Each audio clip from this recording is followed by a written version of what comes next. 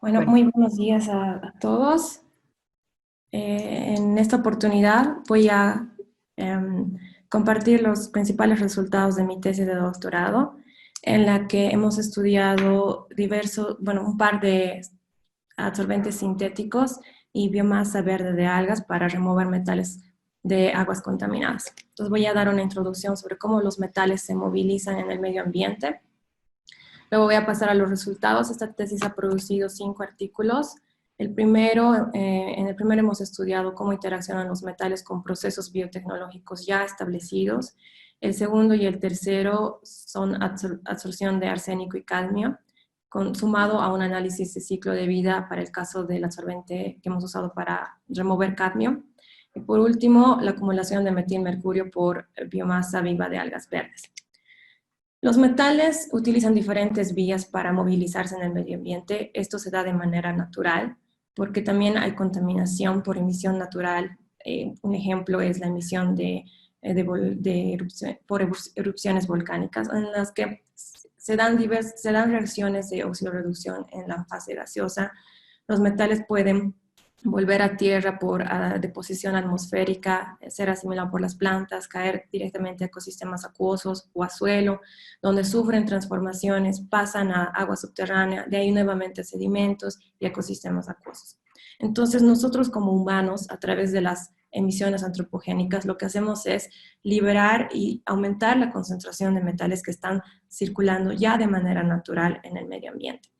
Lo que hemos hecho para el primer estudio fue estudiar la interacción de cadmio y plomo con un sistema biotecnológico ya establecido para tratar aguas residuales domésticas. En el segundo caso hemos tratado arsénico de agua subterránea. En el tercer caso, cadmio de un desecho industrial sumado a un análisis de ciclo de vida. Y por último, la acumulación de metilmercurio por algas. Existen muchas técnicas de tratamiento que están siendo investigadas. Voy a mencionar solamente algunas y cuáles son las características generales. La más común, como ya había mencionado en la anterior presentación, es la precipitación química, que es considerada la más barata, pero tiene las desventajas de que se produce grandes volúmenes de lodo y que no es selectiva. Y la selectividad es muy importante para remover metales porque no todos los metales son tóxicos. Hay metales que hasta cierta concentración son considerados micronutrientes. Entonces, eso es importante, pero no es muy bien alcanzado por la precipitación química, pero sí lo es por estas otras técnicas que son moderadamente selectivas. Y son relativamente económicas, pero esto mucho depende al sitio donde va a ser aplicado. En el caso de la absorción es necesario producir absorbentes que tengan que reciclarse, porque si no pueden reciclarse, es decir, no se pueden reutilizar, los costos de aplicación van a ser muy altos. También se necesita formulaciones prácticas, porque ahora cada día se publican muchos absorbentes que varían en el proceso en el cual han sido producidos. Algunos son demasiado sofisticados que a escala laboratorio es posible, pero está en duda si esto va a ser posible a escala piloto e industrial. Las ventajas de la absorción es que es de fácil operación, además que remueve bajas concentraciones, es decir, aquellos tratamientos que tienen hasta cierto límite solo pueden remover, por decir, hasta 1 miligramo por litro, la absorción trabaja en microgramos por litro. Por otro lado, el tratamiento biológico es de bajo costo, pero tiene baja eficiencia de tratamiento en comparación a la absorción. Y si se usa biomasa viva, pues puede ser sensible a contaminantes tóxicos. En el caso donde estas dos técnicas se superponen, se puede hablar de bioabsorbentes porque el absorbente deriva de un sistema biológico. En la tesis hemos trabajado con absorbentes principalmente y un caso con tratamiento biológico. Entonces, estas desventajas que he mencionado serían como nuestros puntos de partida o lo que quisiéramos compensar para continuar la investigación en estas áreas. Para hablar de absorbentes, pues primero hay que entender qué es absorción. La absorción es simplemente la interacción del adsorbato, que sería el contaminante, con la superficie del absorbente. En el caso de absorbentes porosos, como demuestro acá, la absorción es el último paso, ya que previamente se da la difusión del adsorbato a través de la fase acuosa, a través del poro del absorbente, hasta llegar a un sitio donde ocurre la absorción. Cuando se habla de absorbentes, siempre se habla de superficie de área. Mientras más alta sea la superficie de área, mejor va a ser la absorción. Para tener una alta superficie de área, se tiene que tener un tamaño de partícula muy pequeño. Estamos hablando de polvos bien finos, como las nanopartículas, por ejemplo. Pero ¿se podría aplicar polvos finos directamente en el tratamiento de aguas? Y la respuesta es no, porque ya de por sí producir una nanopartícula es caro. Además, no podemos perderla en el agua tratada, uno, porque es caro, y dos, porque algunas nanopartículas son tóxicas. Entonces, es importante retenerlas. Una manera de retenerlas es utilizar un soporte macroporoso donde se pueda recubrir estas nano o micropartículas, que es lo que hemos hecho para el paper donde hemos estudiado el tratamiento de arsénico. Otra manera es embeber la partícula dentro de un material poroso que hemos hecho para el tercer estudio. En este caso, cuando ya estamos hablando de varios componentes, entonces hablamos de absorbentes compuestos, donde cada uno cambia, bueno, sumadas todas las propiedades se tienen una propiedad resultante del absorbente, y es justamente para retenerlo o mejorar la capacidad de absorción. La capacidad de absorción máxima es un parámetro importante en el caso de absorbentes, que generalmente se obtiene este tipo de gráficas y se puede hacer comparación entre absorbentes utilizando la Qmax. Supongamos que ya tenemos un absorbente que hemos podido volverlo más práctico, es decir, está dentro de un soporte, se lo puede retirar del agua más fácilmente. Entonces, ya que he mencionado que tiene selectividad, ¿podríamos emplear absorbentes en el tratamiento de aguas residuales? Pues la respuesta es que sí es posible, pero hay otros puntos que hay que investigar antes de eso. Este es un diagrama de una planta de tratamiento de agua residual convencional, en el que se tiene como el tratamiento biológico, que es biotecnológico, como parte del tratamiento secundario. Entonces, en este paper, en este estudio, hemos tratado de estudiar dónde es más adecuado incluir este paso de absorción. Pasando al tema del metilmercurio, les he mencionado que hemos utilizado algas, es decir, un bioabsorbente para este caso.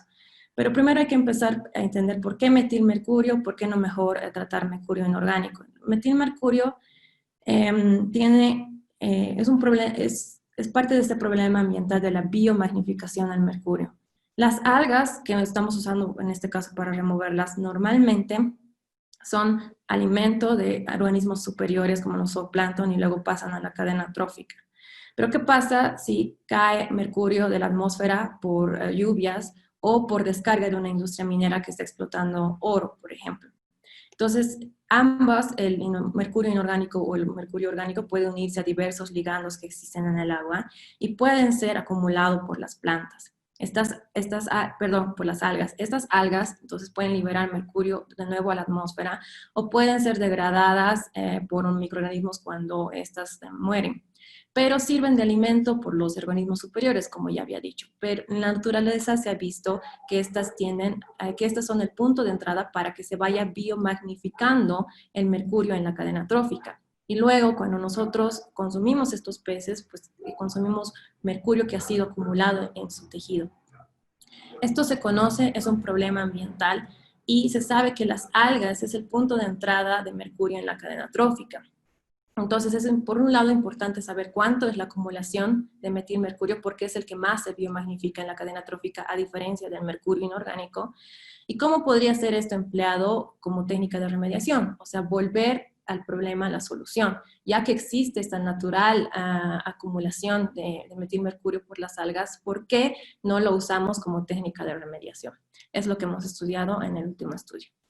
Ahora pasaré a los resultados principales del primer estudio, donde hemos evaluado la interacción de estos dos metales, cadmio y plomo, con un sistema biotecnológico ya establecido. Ese es el de lodos activados. Existen diversas bacterias que se utilizan para lodos activados, son comunidades enteras. Y una de esas es los PAO, que son organismos acumuladores de fósforo, en un tipo de tratamiento que se llama EBPR, que en inglés significa Enhanced Biological Phosphorus Removal Process. Y lo que pasa en este proceso es de que en condiciones anaerobias, la fuente de carbono, que la estoy representando aquí como propionato, es asimilada y como producto se tiene la liberación de fosfatos al agua.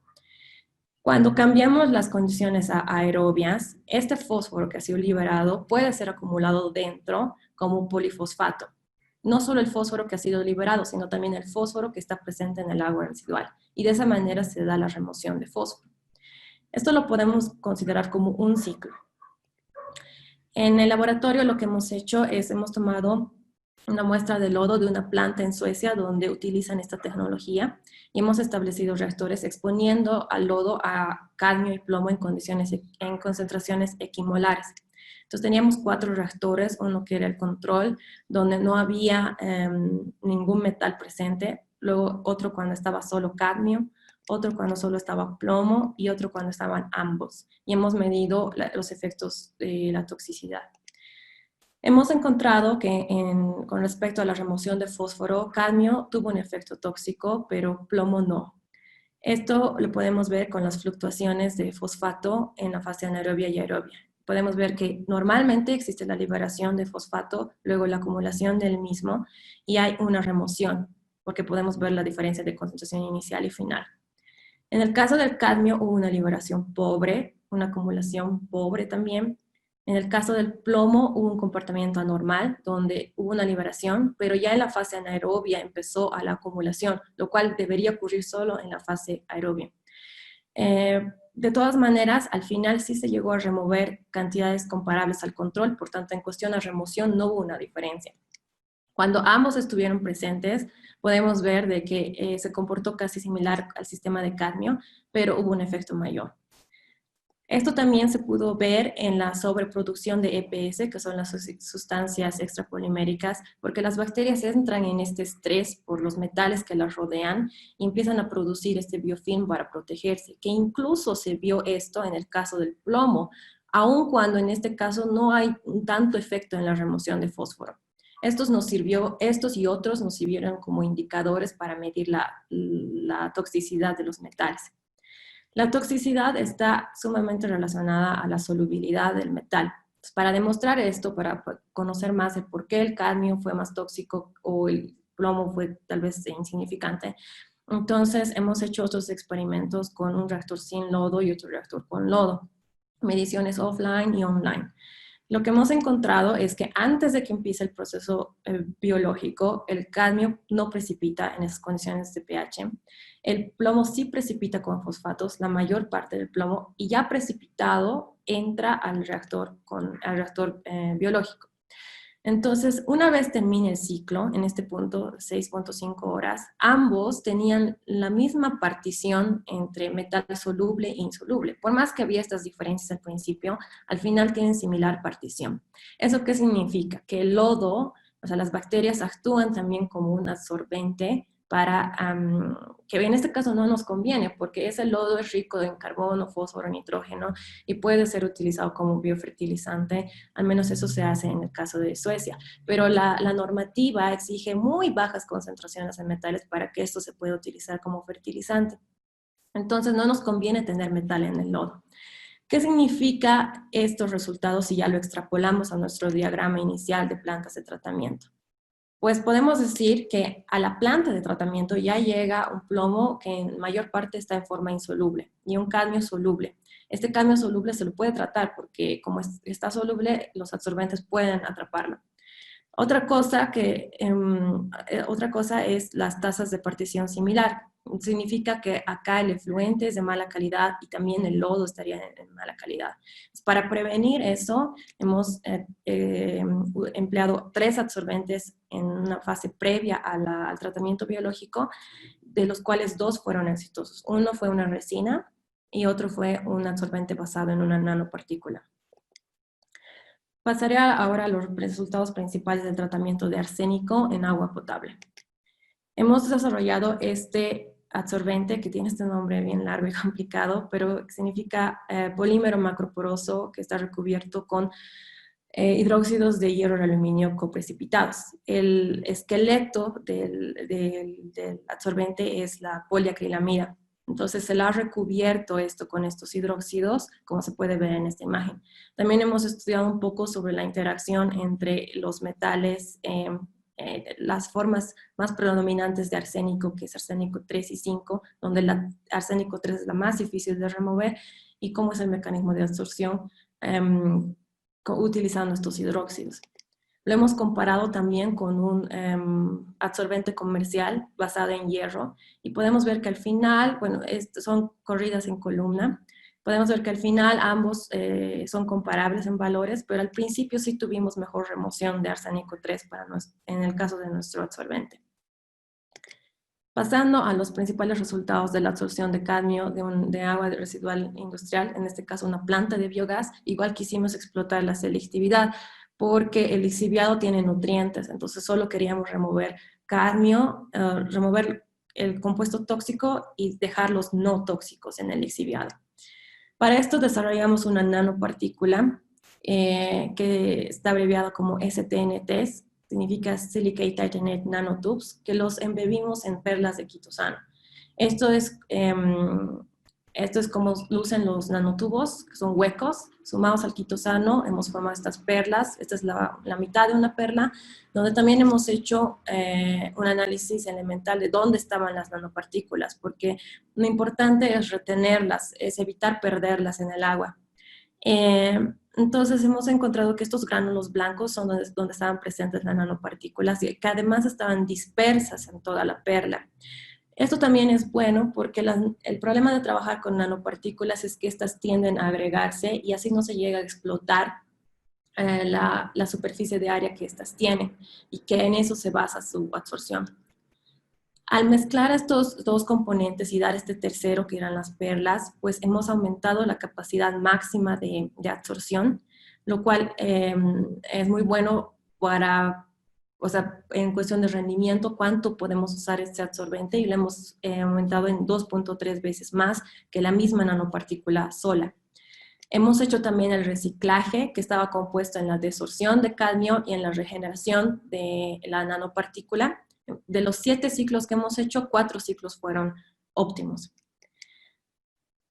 Sumado a, bueno, producto de este artículo, hemos hecho otro donde solamente hemos estudiado el análisis de ciclo de vida y los impactos ambientales, porque si bien estamos produciendo un material que nos va a permitir remover contaminantes, este material por sí ya tiene un impacto ambiental durante todo su proceso productivo y también su uso, que generalmente no se lo toma en cuenta.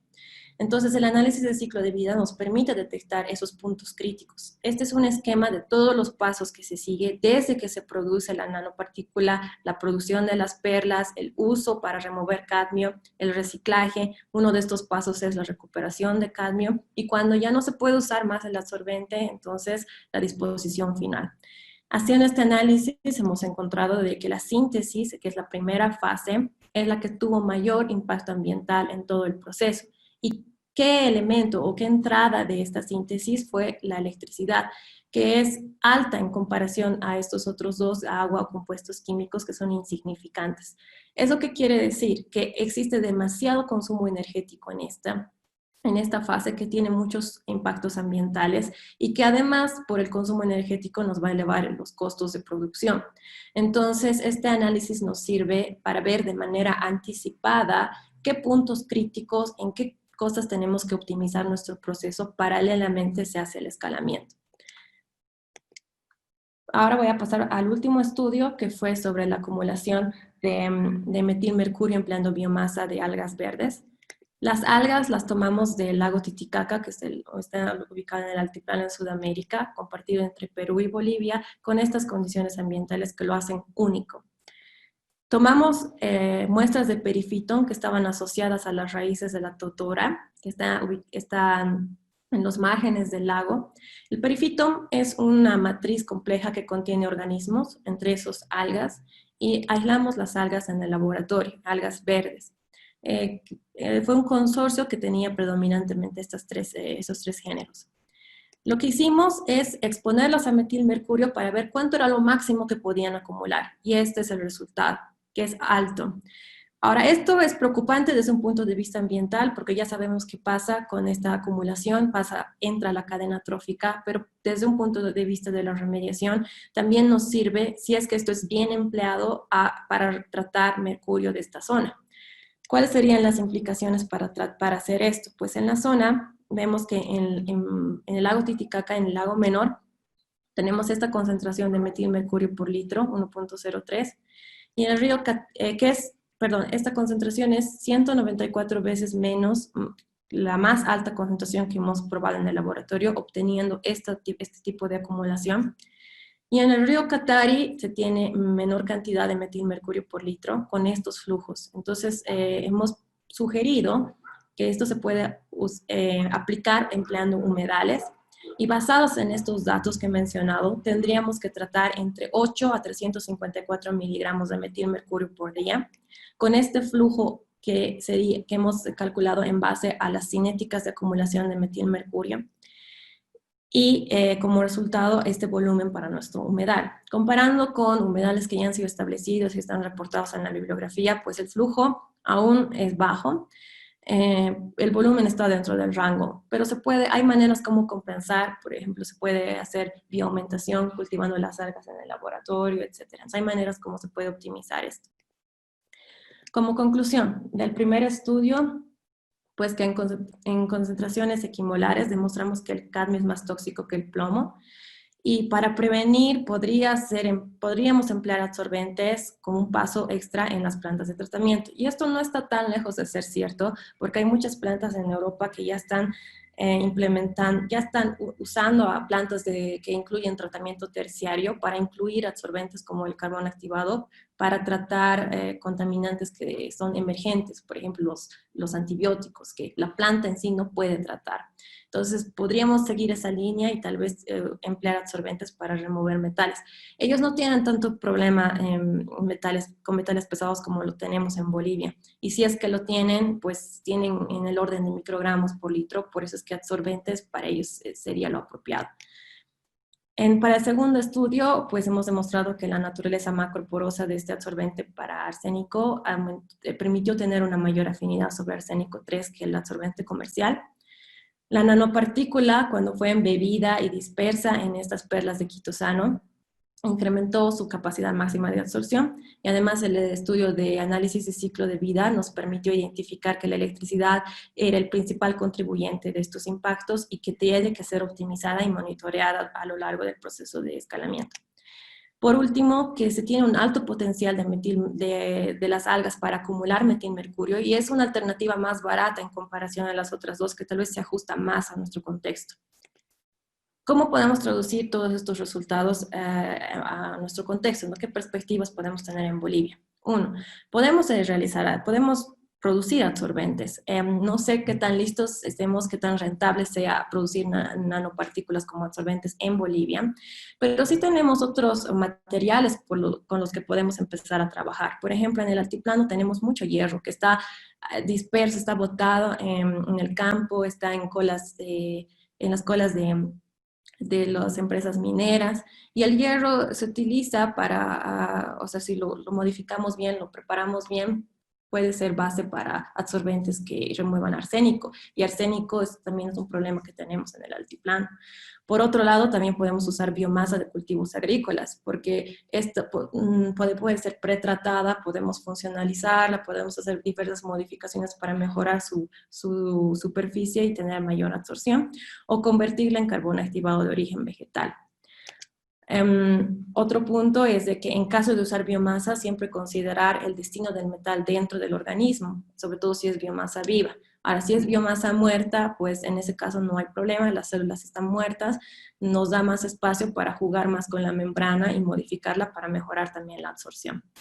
Los consejos que tengo para absorbentes compuestos, pues emplear siempre un material poroso que permita una mejor exposición de estas micro o nanopartículas, y además que las retenga bien, porque es muy importante no liberar nuestras nanopartículas al medio, ya que algunas de estas se ha demostrado que son tóxicas. Luego, el reciclaje es muy importante para cualquier absorbente que vaya a ser desarrollado, y también la recuperación del contaminante. En algunos casos puede generar réditos económicos, como en el caso del cadmio, que tal vez se lo puede reutilizar para producir baterías. Así que ya tenemos que empezar a tener esa mente para los que trabajan con remediación ambiental, que ya no es solo tratar el medio ambiente, o sea, por responsabilidad ambiental, claro que sí, pero también empezar a generar recursos para que las tecnologías sean sostenibles. Y por último, acompañar un análisis de ciclo de vida a todo proceso productivo para el desarrollo de nuevos materiales, porque esto nos permite detectar los hotspots, ¿no? Aquellos puntos críticos que tenemos que ir mejorando a lo largo de nuestro proceso para cuando estemos escalando la producción del material. Agradezco a mis supervisores con los que he trabajado ya, a todos mis coautores, a la División de Biotecnología y a la agencia ASI, que es la que ha financiado mis estudios de doctorado. Muchas gracias. Muchísimas gracias, Roxana. Es realmente un trabajo muy interesante, sobre todo para un tema tan complejo como que tenemos en la contaminación del lago Titicaca y de los alrededores. Voy a pasar a realizar dos preguntas y si hay algunas más que van surgiendo, por favor te agradecería que puedas pasar por la plataforma de WOBA, terminarlas de responder. La primera es, ¿cómo actúan estos nanotubos para acumular los metales pesados y si pueden ser reutilizados? Sí, pueden ser reutilizados. Entonces, a ver, voy a tratar de activar mi cámara. Ay, no sé por qué no puedo. Bueno, los nanotubos, imagínense una hoja bond y que vamos enrollando el papel, entonces se forma como un tubo, ¿verdad? Este tubo es hueco y tiene capas por dentro. Dentro de estas capas pueden ver que uno de los ingredientes que hemos usado para producir los nanotubos es sodio y, bueno, hidróxido de sodio. Entonces el sodio está ubicado en estas capas y también grupos hidroxilos que vienen del hidróxido de sodio. Entonces, primero existe una atracción iónica entre el cadmio, que está en su forma divalente soluble, y se une a los grupos hidroxilos, por un lado, y por otro lado se intercambia con dos iones sodios que están en la capa. De esa manera quedan atrapados entre las capas internas o en la superficie del nanotubo. Eso respondería a mi pregunta de cómo funciona. Entonces es absorción, no es acumulación. ¿Y cómo puede reciclarse? Lo hemos hecho, hemos intentado 7 veces, de las 7 veces 4 fueron exitosas. Y la manera como se lo desorbe al cadmio para que el absorbente nuevamente esté listo para correr otro tratamiento, pues es hacer una competición. Y generalmente se utiliza ácidos fuertes, en este caso hemos utilizado ácido sulfúrico, para generar una competición entre los protones del ácido sulfúrico con el metal. Entonces lo va desplazando, sale el cadmio a una solución concentrada de cadmio y de esa manera el absorbente ya está listo para volver a reutilizarse. Aquí quiero comentar de que hemos utilizado ácido sulfúrico para demostrar que se puede hacer la desorción, pero ya para que esta tecnología sea más amigable al medio ambiente, sugiero no utilizar ácidos tan fuertes. Puede utilizarse, por ejemplo, ácido acético, que sería más amigable al medio ambiente. Entonces, de esa manera sí se lo puede reutilizar. Bueno, y la última pregunta, como te digo, hay algunas más que están empezando a surgir, pero ¿Ya? esta es, creo, de interés para todos. ¿Por qué crees que los resultados mostraron alta contaminación de metilmercurio en el lago Titicaca? Pues eso de alta concentración es bastante relativo, porque si vemos la diapositiva que he mostrado, y no sé si los que han estado presentes en la charla anterior, cuando hablamos de contaminación, al menos en el contexto boliviano, siempre está en el orden de microgramos por litro. Pero acá he mostrado que las concentraciones están en nanogramo por litro. O sea, es muy baja la concentración. Pero para el caso del mercurio, esto es alto, porque el metilmercurio es una neurotoxina. Entonces, sí, en bajas concentraciones tiene un alto impacto en los ecosistemas y en la salud. Entonces, ¿por qué llega mercurio al lago? Pues hay muchas empresas mineras alrededor que están explotando oro, entonces utilizan mercurio para la purificación del oro y no tratan sus descargas. Entonces, por eso que principalmente llega como mercurio inorgánico al lago. Pero las bacterias que viven en los sedimentos se encargan de metilarlo. Y ya como metilmercurio es más biodisponible para las algas. Es así como se da el proceso de cómo se va modificando el mercurio y entra en la cadena trófica.